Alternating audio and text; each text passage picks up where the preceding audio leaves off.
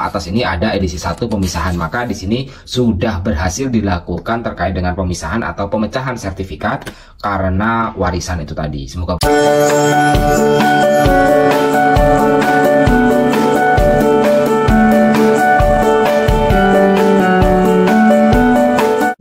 Halo Sobat Zona Lampung, pada video kali ini kita akan membagikan terkait langkah ataupun bisa dikenal dengan tata cara untuk pecah sertifikat tanah dari warisan. Biasanya serta untuk proses pemecahannya sendiri dari sertifikat tanah yang warisan itu contohnya ini ya teman-teman. Ini adalah bentuk tanahnya yang kemudian karena dipecah ada yang bentuknya L dan juga ada yang bentuknya lurus. Ini kalau digabung menjadi satu atau digabung menjadi satu seperti ini maka bentuknya akan lurus ya teman-teman. Nah, untuk proses ataupun pecah sertifikat tanah dari hasil warisan ini sebenarnya bisa kalian lakukan dengan sangat mudah.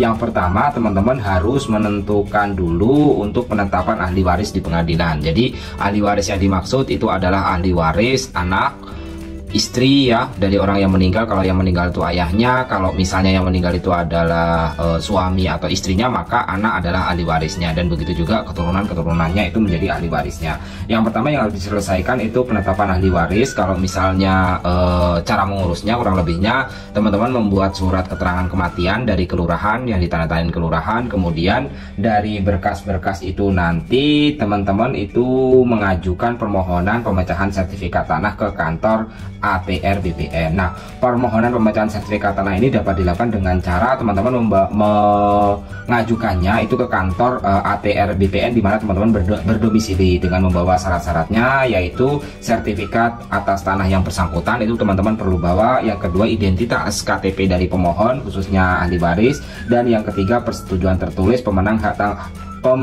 tanggung jawab jika hak atas tanah yang bersangkutan dibebani hak tanggungan. Dan nanti teman-teman akan diminta untuk mengisi formulir permohonan yang sudah diisi dan ditandatangani pemohon atau kuasanya di atas materai. Selanjutnya teman-teman membawa fotokopi identitas KTP dan juga baik itu yang mengurus ataupun yang akan mendapatkan tanah atau yang akan mendapatkan tanah warisan yang akan dipecah tadi, dan membawa juga sertifikat asli. Sertifikat asli pastikan bahwa tanah itu tidak terjadi sengketa. Hanya itu aja sebenarnya syarat-syarat yang bisa dibagikan terkait cara mengurusannya. Akan tetapi untuk proses penyelesaiannya berapa lama itu biasanya kurun waktunya sekitar 5 harian, tapi tergantung dari pengenangan dan pengukuran. Nanti setelah ada pengukuran itu berarti prosesnya akan segera selesai teman-teman. Nah, untuk tarifnya sendiri kalau misalnya nilai tanah per meter itu hitung aja adalah 250.000, maka